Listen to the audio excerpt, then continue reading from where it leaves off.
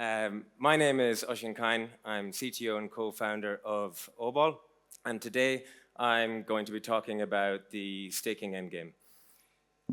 This year, 2.8 million Ether, almost 10% of the network, was emergency unstaked because one developer got a compromised GitHub.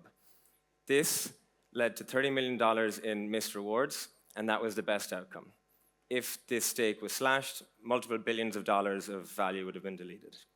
This, plus the onset of institutional staking through staking ETFs, digital asset treasuries, means that Ethereum is entering into a much more institutional era, and staking is maturing much more than it has in the prior years. To get a better handle on this, we, along with Lido and Kaiko, did an institutional staking survey where we asked 70 enterprises, half of which have more than $1 billion in assets under management for their clients or themselves, what is it you care about staking? Turns out it's not using a fee token that goes down and you shut your validator off. Instead, some of the things they talked about were that 70% of them said that staking security, risk, and regulatory concerns amounted to their key concerns when it comes to staking. Over 85% of them said that they were either using or considering to use distributed validators for their staking setup. And over the course of the next few minutes, I'm going to talk about why, particularly the problems with legacy validators and why distributed validators reduce most of the risks associated with staking. So some of the staking or the concerns about legacy validators, most of you will be familiar. You put your entire trust in usually a single operator or team. If they do everything right, they make you 2.8% a year. If they do everything wrong, they lose all your money. Node operators are often subject to correlated failures, be that a compromise of their security, be it that they have a highly available system running in a single region of a cloud data center. You're often fairly locked into the node operator. It's not often all that easy to move. And depending on the operator, there's not that much client diversity, though there are some centralized softwares that allow you to have more client exposure, namely Vouch, Vero, things like that. Distributed validators mitigate a lot of these issues. First and foremost, it reduces the slashing risk from operational issues where you run two keys at the same time. With the distributed validator, you do not end up getting slashed for such a thing. One of the key reasons for that is because validators in a DV do not have the full private key, they have just a piece of it. This also allows you to have a lot more client diversity. You can have different clients in all of your different setups, and this is super important when it comes to some of these unforeseen client bugs and forks. In general, a distributed validator covers a huge amount of fault risks that keeps your validator online, making money, not being exited, not being slashed. To talk a little bit about the costs of these operator failures, currently the exit and entry queue is about 55 days put together. In that time, if you are exiting under an emergency, you can still be slashed while you're exiting, and during the activation phase, you are not earning any rewards.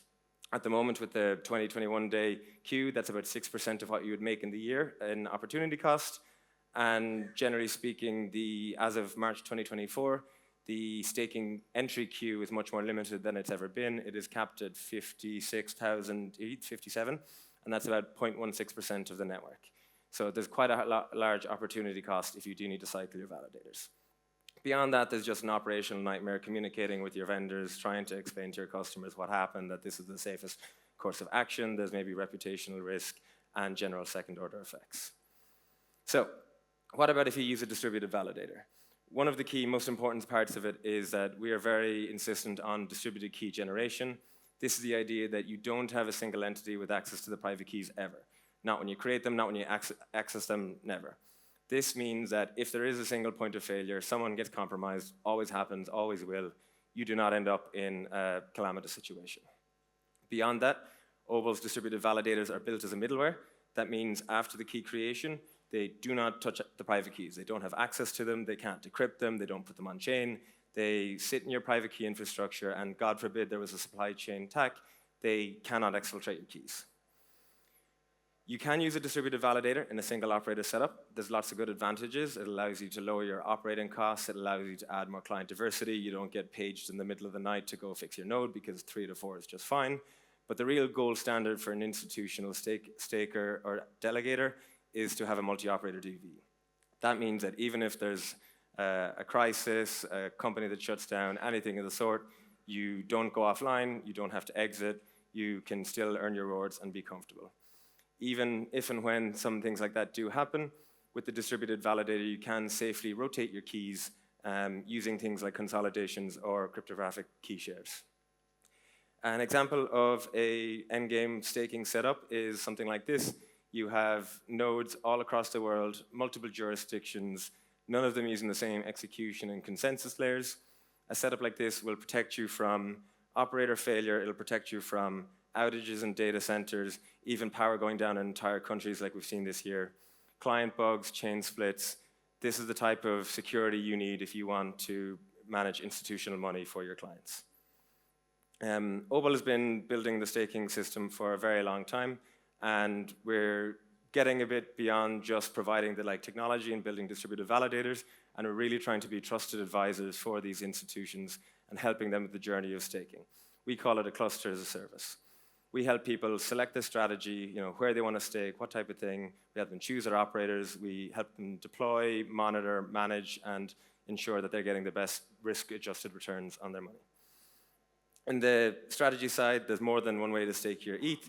You can point it straight at your EOA that sits in a custody account. You can set up a Lido ST Vault, a liquid collective stake management system.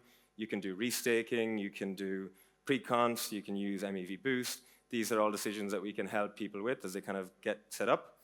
We can help them choose their operators, be it a publicly listed US company that wants US node operators, maybe a family office that wants geodiversity all across the world. We work with pretty much all of the node operators around the world and are happy to put them in touch with you. We deploy and monitor and help people run these things. We make it easy for people, give them access to real-time dashboards, and generally make sure that the node operators are sufficiently resourcing the machines, not running the wrong clients and exposing them to risks, making sure they're all in different data centers, making sure that the performance is all sufficient. All of this just adds peace of mind to these institutions to make sure, sweet, I am getting high risk-adjusted returns, and this is what I'm here for. Now, the thing that I'm most excited to announce is some of you might notice that I talk a lot about client diversity and not having any single point of failure. At the moment, there is one piece, which is Charon is one implementation. But this week, we have open sourced our distributed validator specification repo. This is in line with the Ethereum Foundation specs, which is a specification for the protocol. And I'm very pleased to announce that we have partnered with Nethermind to build Pluto, a Rust-based distributed validator client.